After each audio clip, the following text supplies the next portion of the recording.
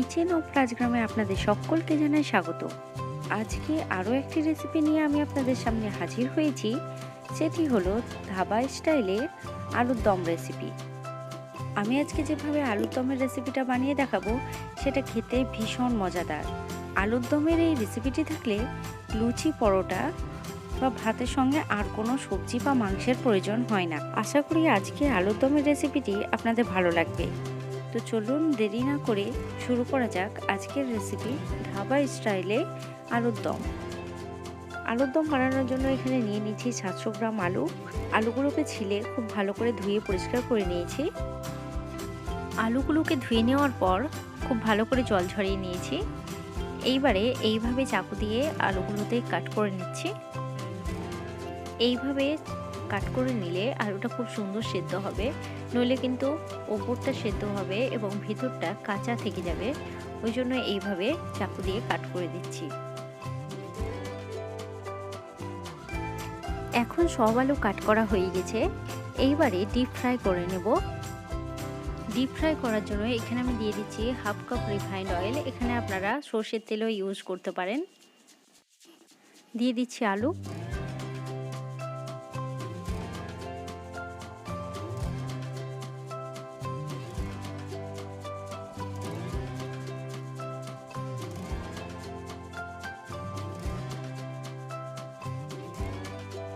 আলুর colour change হয়ে গেছে, খুব সুন্দর লালচে ভাব চলে এসেছে। এই পর্যায়ে আমি আলুগুলোকে উল্টে দিচ্ছি।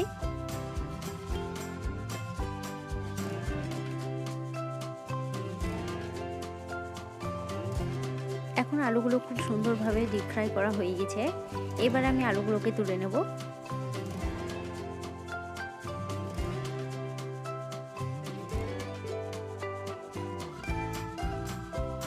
এখানে দুটো মিডিয়াম সাইজের পেঁয়াজকে কেটে নিয়েছি।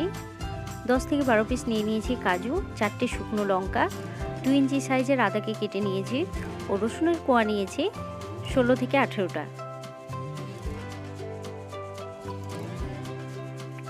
এখানে দিয়ে দিচ্ছি 1 টেবিল স্পুন রিফাইন্ড অয়েল। আমি যে তেলে আলু ফ্রাই করে নিয়েছি সেই তেলটাকে ইউজ করছি। সমস্ত কিছু দিয়ে দিচ্ছি। এখন 2 মিনিট মতো মিডিয়াম ফ্লেমে নাড়াচাড়া করে নেব।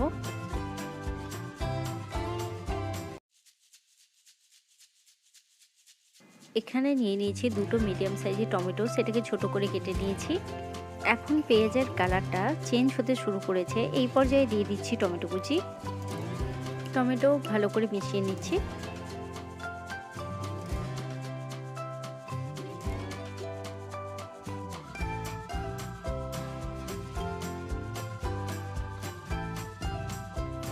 এখন টমেটো সফট হয়ে গেছে। এই পর্যায়ে আমি গ্যাসটাকে অফ করে দিচ্ছি। এখন টমেটো পেঁয়াজটাকে ঠান্ডা করতে দিচ্ছি। ঠান্ডা হয়ে যাওয়ার পর মিক্সার জারে দিয়ে ব্লেন্ড করে নেব।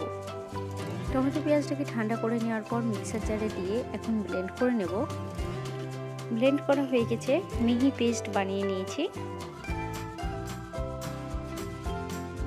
এখানে নিয়ে নিয়েছি 1 টিস্পুন গোটা জিরে, দুটো তেজপাতাকে টুকরো করে নিয়েছি, দুটো নিয়ে নিয়েছি এলাচ, একটা বড় এলাচ, 8 থেকে 10 পিস নিয়ে নিয়েছি গোলমরিচ, একটা 1 ইঞ্চি সাইজের দারুচিনি। এখন দিয়ে দিলাম 2 টেবিল স্পুন রিফাইন্ড অয়েল। আমি যে তেলে আলু ডিপ ফ্রাই করেছিলাম সেই তেলটাকে ইউজ করছি। দিয়ে দিচ্ছি গোটা জিরে ও গোটা মশলা।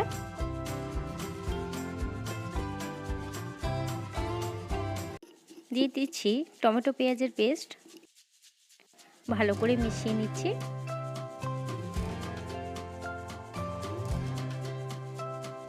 দিয়ে দিচ্ছি হলুদ গুঁড়ো হাফ টিস্পুন, কাশ্মীরি লাল লঙ্কার গুঁড়ো 1 টিস্পুন, ধনে গুঁড়ো 1 টিস্পুন ও জিরে গুঁড়ো 1 টিস্পুন।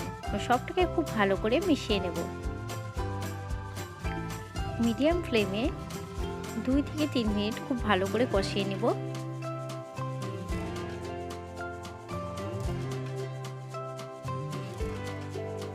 লো ফ্লেমে আরও 2 মিনিট মতো ঢাকা দিয়ে রেখে দেব। 2 মিনিট পর ঢাকা তুলে নিচ্ছি। খুব সুন্দর কালার এসেছে ও তেল ছেড়ে গেছে। এখন আলুর দমের জন্য গ্রেভিটা রেডি হয়ে গেছে। এই পর্যায়ে দিয়ে দিব জল। এখানে আমি 2.5 কাপ জল ইউজ করছি। আমি যে মিক্সার জারে টমেটো ও পেঁয়াজটা বেটেছিলাম সেই মিক্সার জারটাকে ধুয়ে জলটা দিয়ে দিচ্ছি। এখানে জলটা বেশি পরিমাণে ইউজ করলাম কারণ আলুটা সেদ্ধ হবে, ওই জন্য। দিয়ে দিচ্ছি ডিপ ফ্রাই করে নেওয়া আলু, দিয়ে দিচ্ছি স্বাদ মতো লবণ, মিক্স করে দিলাম। এইবারে 15 থেকে 20 মিনিটের জন্য লো টু মিডিয়াম ফ্লেমে ঢাকা দিয়ে রেখে দিচ্ছি। 15 মিনিট পর ঢাকা তুলে দেখে নিচ্ছি আলুগুলো এখনো সেদ্ধ হয়নি। আরও 5 মিনিট মতো লো ফ্লেমে রেখে দিচ্ছি। 5 মিনিট পর আবারও দেখে নিচ্ছি আলুগুলো সিদ্ধ হয়ে গেছে কিনা। আলু খুব সুন্দর ভেতর থেকে সেদ্ধ হয়ে গেছে। আলু সিদ্ধ করতে আমার টোটাল সময় লেগেছে 20 মিনিট। দিয়ে দিচ্ছি 2 চামচ ঘি, মিশিয়ে নিচ্ছি।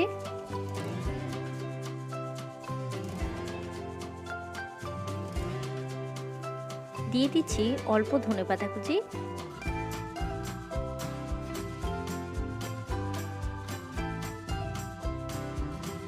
দিয়ে দিচ্ছি হাফ টি স্পুন আমচুর পাউডার, দিয়ে দিচ্ছি হাফ টি স্পুন গরম মশলা পাউডার। ভালো করে মিশিয়ে নিচ্ছি।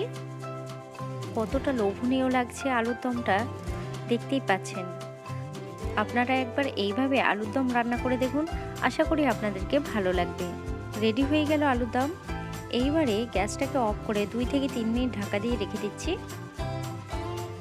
3 মিনিট পর ঢাকা তুলে নিচ্ছি। আশা করি আজকের রেসিপি আপনাদেরকে ভালো লেগেছে।